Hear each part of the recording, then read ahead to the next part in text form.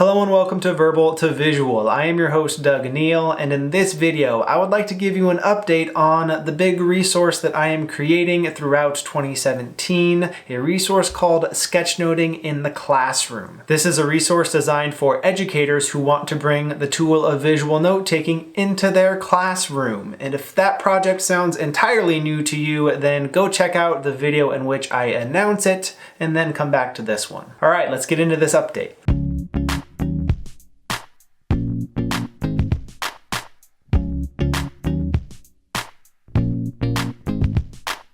What I'd like to do in this video is lay out the current structure of this resource kit and get feedback from those who are a part of the pilot program. There are three specific components that make up the core of this kit. The first focuses on individual sketchnoting skills. For each skill, I'll be making a video that's about 5 minutes in length, along with a follow-up activity. Here's a list of the individual skills that are included so far. Handwritten fonts, arrows, commonly used icons, containers, faces, stick figures, scenes, dividers, color, lists, an empathy map, filtering, and synthesizing. Each of those skills will be explored in an individual and independent video that will have these parts to it.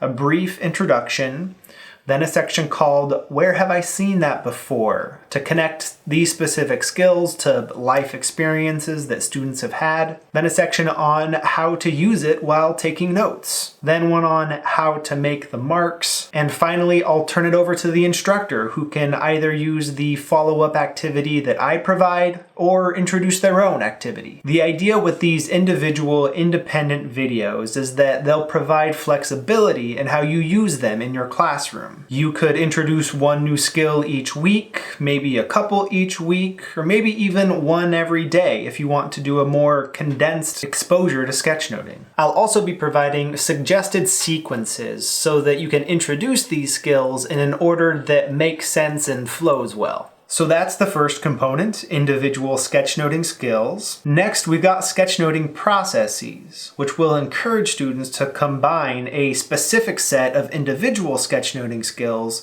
into a comprehensive note-taking process. Some examples of the processes that I'll describe and explore are the combined Cornell plus sketchnoting method, mind maps, flowcharts, timelines, the use of individual index cards, and the brick road approach, as I described in a previous video. Each of these will get its own video in which I will lay out the process and highlight which specific skills take center stage for that process. These are videos that you'll likely want to weave in at specific times within your curriculum, likely at the start of a unit so that you can use that process throughout it, or maybe at the end when you are reviewing and pulling everything together. In addition to those multi-purpose processes, I'd also like to explore topics such as how to take visual notes from a textbook, how to plan out a paper, or how to plan out a visual presentation. And if you've got any other suggestions for more specific applications that you think would be worth including in this resource, please do let me know. Now those first two components, sketchnoting skills and sketchnoting processes,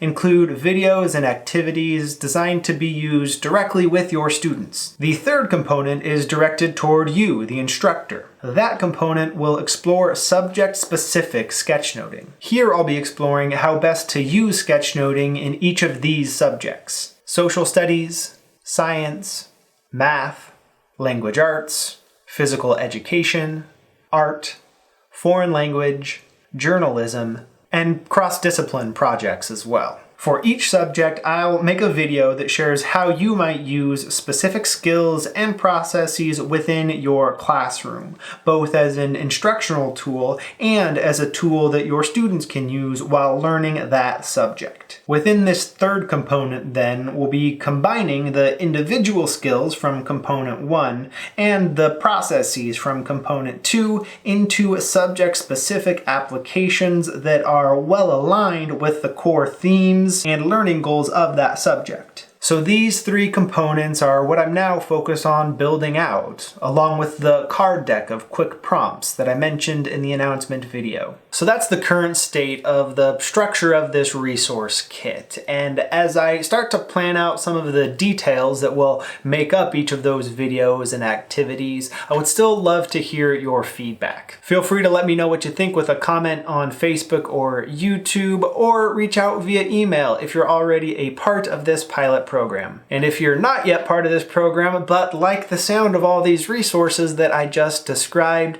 then you can learn more details about the thing via the information below this video. I hope that you found this update useful, and I look forward to sharing another one with you soon. By the way, thank you to everyone who responded to the survey after signing up for the pilot program. Your thoughts have been very useful as I have organized and thought through this resource kit that is getting closer to completion. And there's still time to share your thoughts, so keep them coming. All right, thank you for watching, and I'll see you next time.